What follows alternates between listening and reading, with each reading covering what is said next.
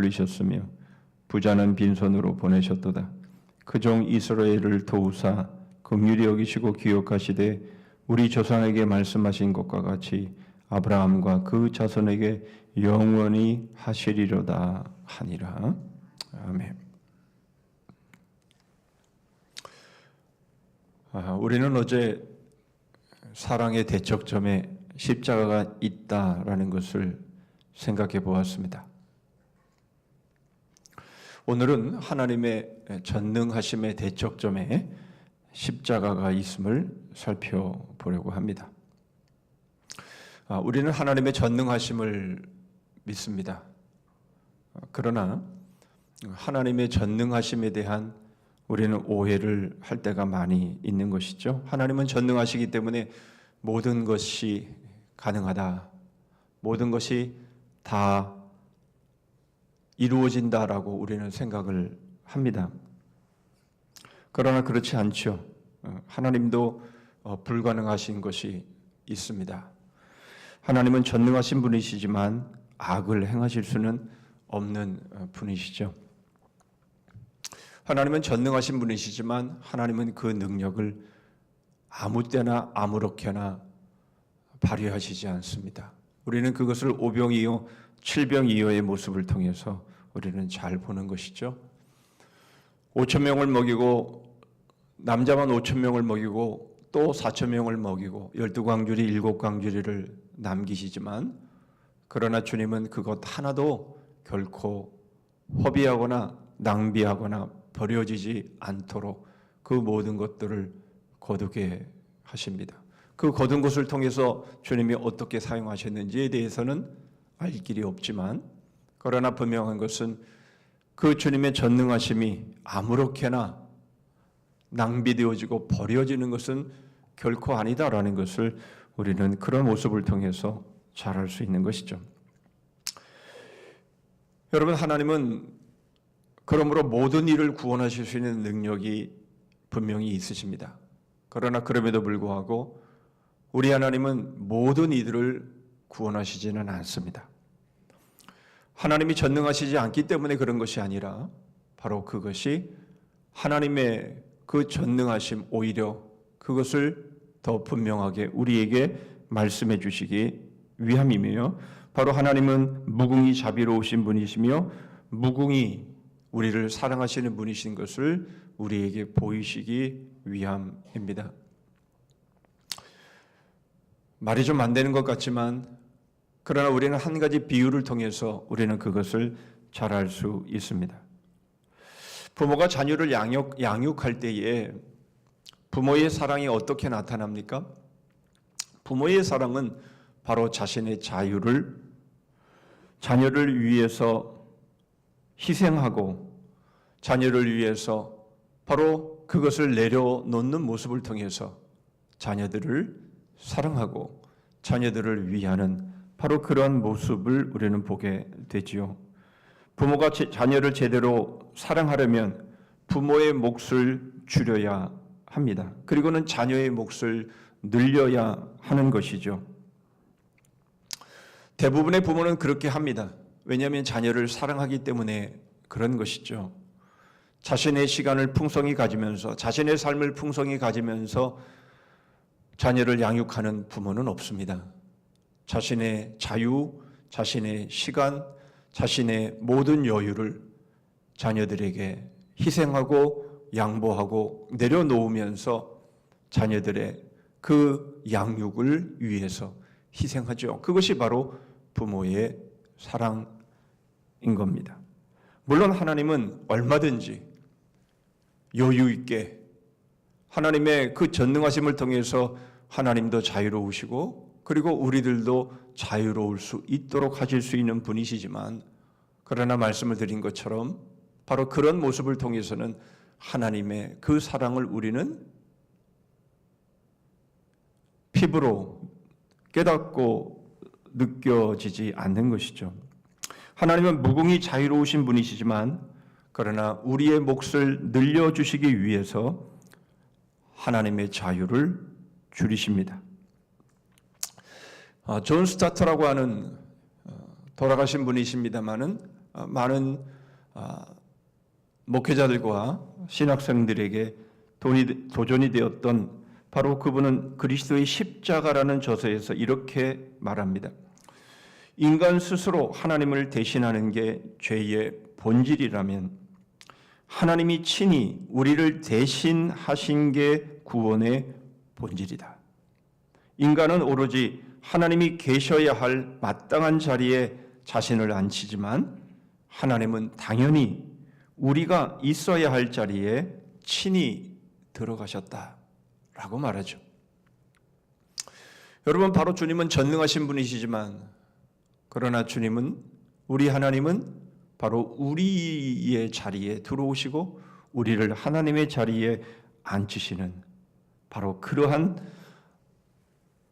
십자가의 모습을 통해서 하나님의 그 사랑과 전능하심에 대한 것을 우리에게 보여주십니다. 이것이 십자가의 본질인 것이죠. 하나님이 친히 우리가 있어야 될 자리에 들어가신 것입니다. 이것이 바로 하나님의 희생입니다. 결국 하나님의 사랑, 결국 하나님의 전능하심은 바로 이 희생이 전제되어 있음을 우리에게 보여주고 있는 겁니다. 하나님이 자비하시고 사랑이시라고 해서 모든 사람이 구원받을 수 있는 것은 아닌 것이죠. 만일 그렇다고 한다면 정말 하나님이 우리를 향한 그 사랑이 어쩌면 그저 허비되어지고 버려지는 것으로 얼마든지 보일 수가 있는 겁니다. 하나님의 사랑은 무한하시지만 그렇다고 해서 아무렇게나 아무에게나 그렇게 버려질 수 있는 것은 아니라는 겁니다. 우리는 그런 모습들을 오늘 본문의 말씀을 통해서 우리는 더욱 분명하게 알 수 있습니다. 오늘 우리가 읽은 이 말씀은 마리아의 찬가라고 일명 불려지는 것이죠. 수태고지 이후에 마리아가 엘리사벳을 방문했을 때에 세례 요한이 태중에서 기쁨으로 뛰노는 모습에 그것을 화답하는 마리아의 노래가 되겠습니다. 주님의 능력이 무한하기 때문에 모든 이들에게 바로 그 능력이 임함으로 그들을 구원하시는 것이 아니다라고 하는 것을 우리에게 말씀하시는데, 그러면 그 구원은 누구에게 임하는 것입니까? 주님은 무엇을 위해, 누구를 위해서 주님이 우리의 자리를, 그리고 우리를 주님의 자리에 앉히신 것입니까? 마리아는 노래하지요. 비천한 자, 바로 그가 복을 받은 자다라는 것이죠. 47절과 48절의 말씀입니다. 내 마음이 하나님 내 구주를 기뻐하였음은 그의 여종의 비천함을 돌보셨습니다. 보라, 이제 후로는 만세의 날을 복이 있다 일컬으리로다. 여러분, 이 노래는 바로 마리아가 자신의 몸에 잉태되어진 메시아, 바로 그분이 누구를 위해 오셨는가에 대한 바로 고백인 것이며 찬양인 것입니다. 이것은 메시아의 사역을 잘 드러내주고 있는데요. 먼저 메시아가 마리아의 몸에서 잉태된 것에 대한 바로 이 의미를 말할 때에 바로 여종의 비천함을 돌보셨다라고 말씀하고 있는 것이죠. 이것은 마리아 개인에게만 해당되는 것이 아님을 그 이후의 말씀을 통해서 우리는 잘 알 수 있습니다. 그러나 먼저는 이제 후로는 만세의 날을 복이 있다 일컬으리로다라는 말씀을 통해서 우리는 그것을 알 수 있습니다. 마리아는 바로 비천한 사람의 대표인 것이죠. 주님은 공생애의 사역을 시작하시면서 바로 그것을 죄인의 친구다라는 별명을 통해서 드러내십니다. 마태복음 11장 19절입니다. 인자는 와서 먹고 마시매 말하기를 보라, 먹기를 탐하고 포도주를 즐기는 사람이요 세리와 죄인의 친구로다 하니 지혜는 그 행한 일로 인하여 옳다함을 얻느니라. 사람들은 세리와 창기와 죄인들과 함께 식사하시고 그들을 가까이 하시는 모습을 보면서 예수님을 향해 죄인들의 친구다, 그렇게 말하고 있는 것이죠. 사람들은 뭐라고 주님을 판단할지라도 지혜이신 주님이 오신 목적은 바로 비천한 자들을 위한 것임을 보여주시고 있는 겁니다. 주님께서 친히 말씀하십니다. 누가복음 5장 32절입니다. 내가 의인을 부르는 것이 아니요 죄인을 불러 회개시키러 왔노라. 주님은 모든 사람을 위해 메시아로 오신 것이 아니라는 겁니다. 주님이 오신 것은, 주님이 오셔서 십자가를 지신 것은, 그것은 바로 비천한 자들, 바로 그들을 위하여 그들의 구원자로 오셨음을 바로 이 마리아의 이 탄생의 찬가를 통해서 드러내 주시고 있는 겁니다. 바로 이런 모습이 나귀 새끼를 타시고 예루살렘에 입성하신 우리의 왕이신 바로 그 모습을 통해서 우리에게 보여주시는 것이며, 바로 고통의 십자가로 바로 그런 모습들이 그대로 드러나고 있는 것이죠. 여러분, 우리 주님은 태어나시는 바로 그 태중에서부터, 아니 이미 구약의 그 모든 말씀으로부터 그 처음이 어떤 모습일 것이며, 그리고 십자가를 통해서 그 나중의 모습을 보여주시면서 바로 그 모습이 어떤 누구를 위해서 오셨는지에 대한 바로 그 모습이 초지일관, 조금도 흐트러짐이 없이 모순됨이 없이 하나의 흐름으로 흘러가고 있는 모습을 우리에게 보여주십니다. 그래서 주님은 처음과 나중이라고 말씀하시고 알파와 오메가라고 말씀을 하시는 것이죠. 주님은 처음부터 끝까지 한치의 흐트러짐과 오차도 없이 주님이 오신 바로 그 목적은, 그 대상은 모든 사람이 아니라 비천한 자, 바로 그들을 위해 오셨음을 우리에게 보여주는 것입니다. 태어나심부터 그리고 죽으심까지, 그리고 십자가는 바로 그것을 더욱 분명하게 드러내 보여주시는 겁니다. 그래서 존 스타트는 이렇게 말하죠. 십자가가 아니라면 스스로 하나님을 믿을 길이 없다. 고통이 지배하는 현실 세계에 살면서 어떻게 고통을 알지도 못하는 신을 예배할 수 있겠는가? 여러분, 십자가는 처절하게 고통을 당하는 사람들을 위로할 수 있는 유일한 하나님의 사랑임을 우리에게 보여주시는 것이죠. 여러분, 그렇다면 우리 역시 처절하게 고통을 당하는 비천한 사람들이 되어야 하는 것이죠. 사도 바울이 자신을 향해서 나는 죄인 중에 첫째다, 주님은 죄인을 부르러 왔노라라고 말씀하셨던 것처럼, 바로 주님이 비천한 자들을 위해서 오셨다면 바로 내가 비천한 자의 첫째가 되어야 그것이 맞는 것이죠. 여러분, 우리는 우리 자신을 그렇게 여겨야 하는 겁니다. 그렇다면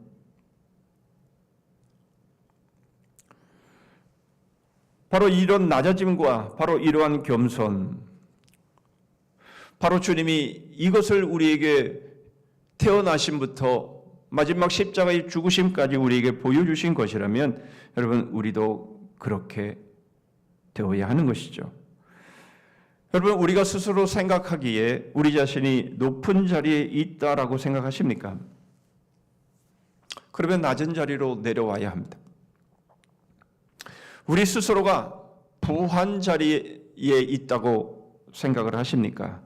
그렇다면 가난한 자의 자리로 내려와야 하는 것이죠. 내가 섬김을 받는 자의 위치에 있다라고 생각하십니까? 그렇다면 섬김을 하는 자리로 내려와야 하는 겁니다. 바로 그래야만, 바로 그 자리가 비천한 자의 자리이며 바로 그 자리에서 메시아이신 예수 그리스도를 만날 수 있게 되는 것이죠. 하나님의 나라는 바로 우리의 낮아짐을 통해서만 열리는 바로 그런 나라임을 십자가는 우리에게 말씀하고, 태어나심부터 마지막까지 우리 주님이 일관되게 우리에게 보여주시는 것이 바로 그것이기 때문입니다. 여러분, 비천한 자, 바로 그들을 위해 오셨고 그들을 구원하시고 바로 그들에게 복을 주십니다. 반대로 두 번째로 생각해 볼 말씀은 오히려 교만한 자들은 철퇴를 받게 됩니다. 51절과 52절의 말씀입니다. 그의 팔로 힘을 보이사 마음의 생각이 교만한 자들을 흩으셨고 권세 있는 자를 그 위에서 내리치셨으며 비천한 자를 높이셨고. 예수 그리스도의 십자가가 바로 교만한 자, 권세 있는 자들을 위한 것이 아님, 바로 그것을 분명하게 보여주실 뿐만 아니라 53절에도 줄이는 자를 좋은 것으로 배불리셨으며 부자는 빈손으로 보내셨도다라고 말씀하시면서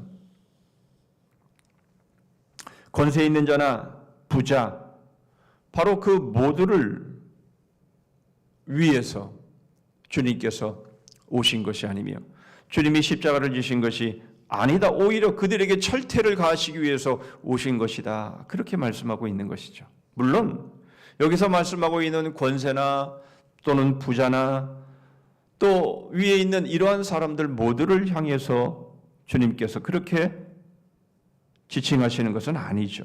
스스로 자신이 권세 있다고 생각하는 사람들, 스스로 자신이 부자라고 생각하는 바로 그런 교만한 사람들을 일컬어서 하시는 말씀입니다.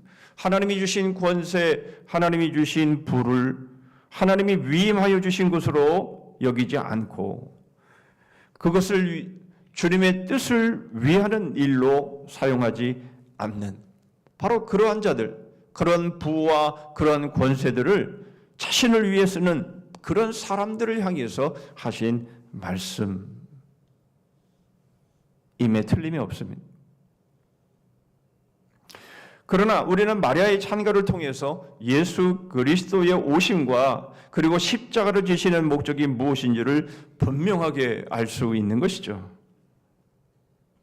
주님이 비천한 자의 몸에 오시고 그리고 십자가를 지신 것은 바로 이러한 비천한 자들과 그 자리를 맞바꾸시기 위해서인 겁니다.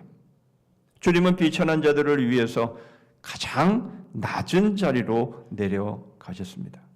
그리고 비천한 자들을 높이셔서 주님의 영원한 하나님의 나라로 들어가게 하신 것이죠.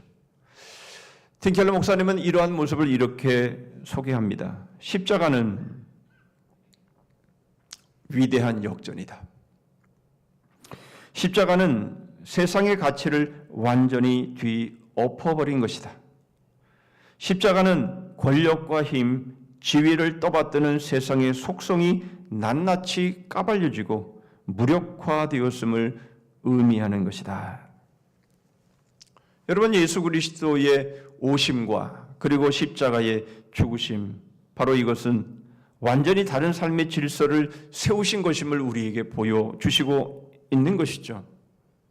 세상은 위로만 가는 것을 지향하지만 그러나 예수 그리스도는 오히려 아래로 내려가시는 모습을 십자가를 통해서 우리에게 보여주신 것입니다. 십자가의 위대한 역전을 그러므로 경험한 사람들은 더 이상 세상의 가치관이 아니라 바로 주님의 십자가의 가치관을 따라서 살아가는 사람들이 되어야 함을 우리에게 보여주십니다.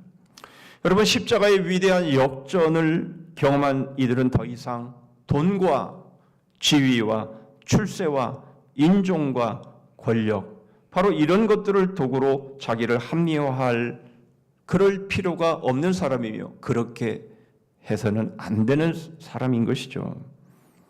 오히려 세상의 파괴적인 방법이 아닌 생명을 베풀고 공동체를 세우는데 바로 우리의 삶을 드려야 하는 것이고, 주님이 우리를 위해 그렇게 하신 것처럼 바로 우리 역시 바로 우리의 자리를 더욱 비천한 자의 자리와 바꾸는 삶, 바로 그렇게 공동체를 세워나가는 바로 그러한 삶에 바로 우리의 삶을 헌신함, 바로 그렇게 우리의 삶을 살아가는 것, 바로 그것이 주님의 십자가의 그 길을 따르는 삶인 것을 우리에게 보여주십니다. 이것이 고난주간에 우리가 돌아보아야 할 우리의 모습입니다. 주님은 교만한 자들을 위해 십자가의 고난을 당하신 것이 아닙니다. 오히려 십자가의 고난은 그들에게 철저히 심판을 가하시기 위한 과정인 것이죠. 전능하신 하나님이 왜 아들을 십자가에서 죽이셔야 했습니까? 하나님의 그 전능하심은 분명 십자가와 대척점에 있음을 우리는 이미 보았지만, 전능하신 하나님께서 그 능력을 통해서 모든 일을 구원하신 것이 아니라 바로 그 전능하심을, 그 사랑을 통해서 우리 주님께서 우리에게 십자가로 보여주신 바로 그 목적, 전능하신 하나님이 왜 아들을 십자가에 죽이셔야 했는가에 바로 이 질문에 성경의 답은 아주 분명하고 명확하게 우리에게 답을 하고 있습니다. 전능하신 하나님이 왜 아들을 십자가에 못 박아 죽이셔야 했습니까? 바로 그것은 스스로 비천한 자로 여기는 자들, 바로 그들을 위해서임을 성경은 말씀하고 있는 겁니다. 하나님의 나라는 오직 낮아짐으로만 열리는 나라임을 주님의 태어나심과 주님의 십자가의 죽으심을 통해서 우리에게 보여주십니다. 오늘도 그런 하루로 나아가시기를 주님의 이름으로 축복합니다. 기도하겠습니다.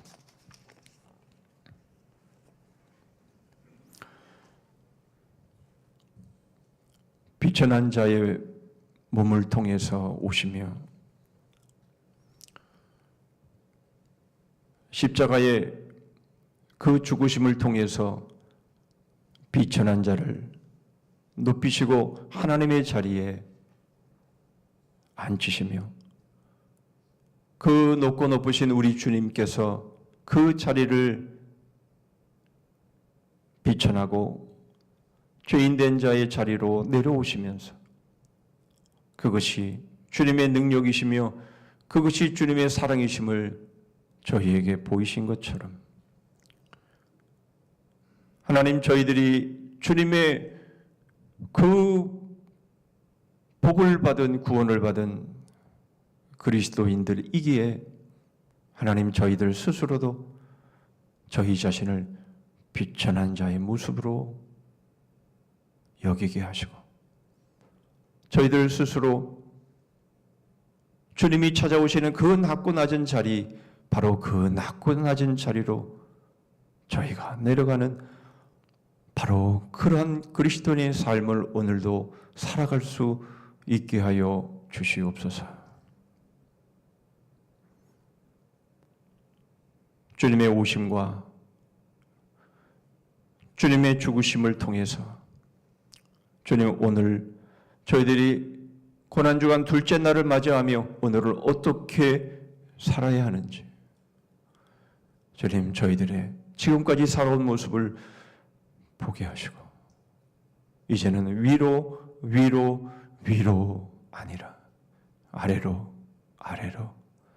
아래로의 삶을 살아가는, 그래서 낮아짐으로만 열리는 그 하나님을 적시로 체험하며 바로 그 삶을 살아가는 저희들 되게 하여 주시옵소서. 복음의 영혼을 배움의 생명을 서로에게 삶을 거는 주님의 몸된 교회 되기를 원합니다. 오늘도 어디서 무엇을 하건 그리스도의 향기로, 복음의 향기로 살게 하시옵소서. 예수 그리스도의 이름으로 기도하옵나이다. 아멘. 하늘에 계신 우리 아버지여, 이름이 거룩히 여김을 받으시오며 나라의 임하옵시며 뜻이 하늘에서 이룬 것 같이 땅에서도 이루어지이다. 오늘날 우리에게 일용할 양식을 주옵시고 우리가 우리에게 죄 지은 자를 사하여 준 것 같이 우리 죄를 사하여 주옵시고 우리를 시험에 들게 하지 마옵시고 다만 악에서 구하옵소서. 대개 나라와 권세와 영광이 아버지께 영원히 있사옵나이다.